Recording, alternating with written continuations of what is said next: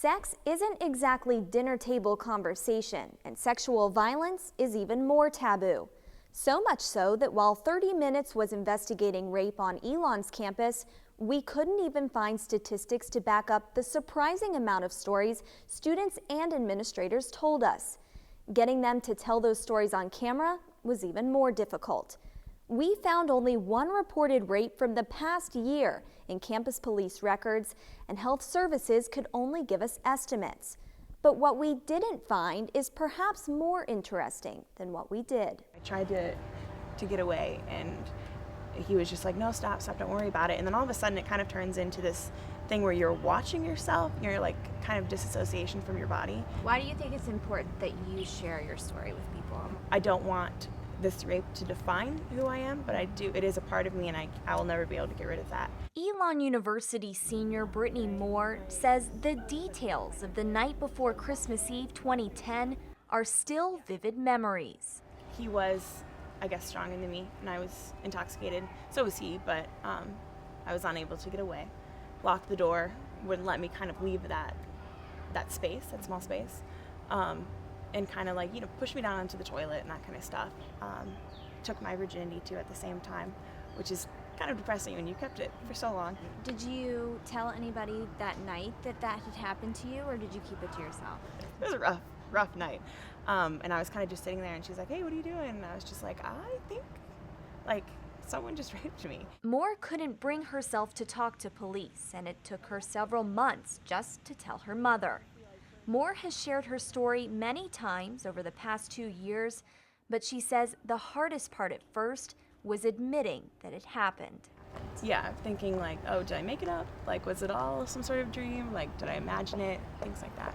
Have you ever confronted him about what he did to you? No. Do you want to? No, I really don't want to see him ever. I also don't think he thinks he did anything wrong.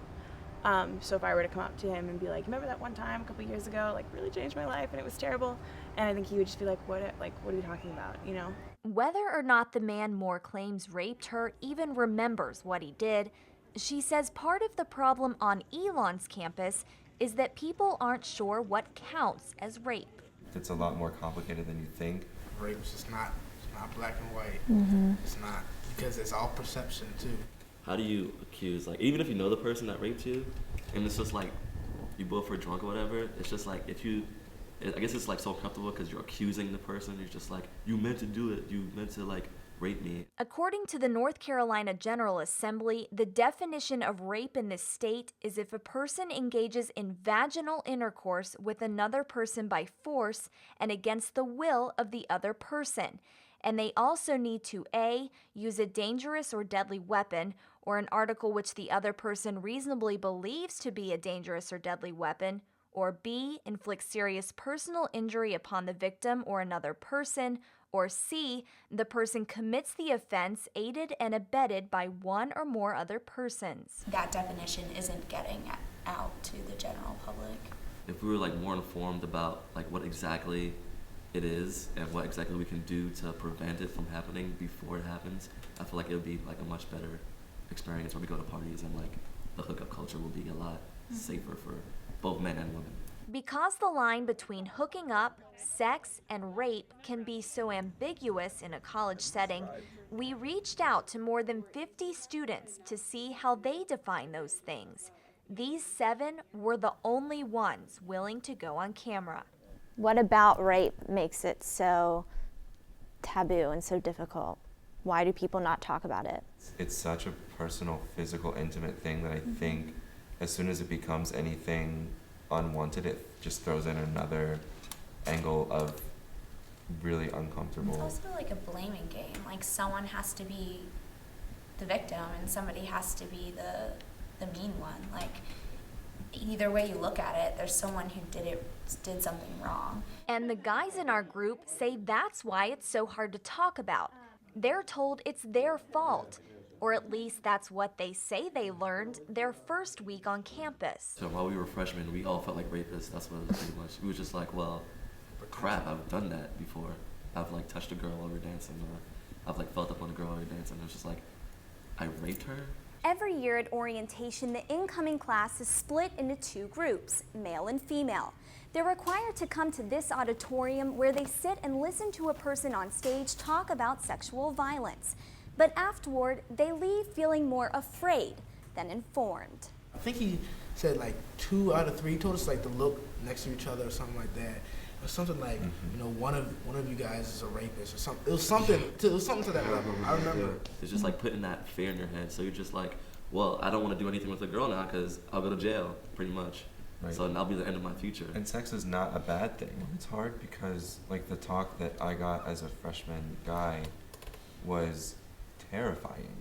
I mean, like you said, you kind of walked out of there saying, like, well, I don't want to touch anybody now. It was fear-mongering. It was heteronormative. It assumed a lot about male motivation, I think. And so I think while it's a great conversation to have and it definitely shows efforts, there's so many things that could have been different about that. We had several questions come up, so as a university official, I'm asking you these questions from the Please. students. Leanne Royster is the Director of Health Services and Health Promotion at Elon. We had 4 males in the focus group, and they all said that during their freshman orientation talking about sexual assault and violence on campus, that pretty much they were scared to death and that were feedback. told that they were rapists. Every single one of them, you are a rapist.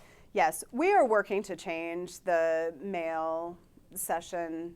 I perceive that some of the message that's around consent is hard for men to take in because it seems like, well, every situation that I would be in and as a college student would be a sexually violent situation because we drink, we don't know each other well, we don't have this open communication that you're talking about, you know, can I kiss you, can I, you know, put my hand on your knee, these things that college students consider to be awkward. And so I think they do leave the session feeling like, well, I can't do anything or I'm a rapist. Right. That's what you're telling me. I I can't dance with a girl because I'm going to be accused of Right. being a rapist. Right, and I think that that's a bad message. And if students are coming away with that message, I know that that isn't the intention of the person giving the session, but I think that if students are coming away with that message, then we have got to change the message. Royster says plans are underway to change the sessions to be more educational rather than accusatory.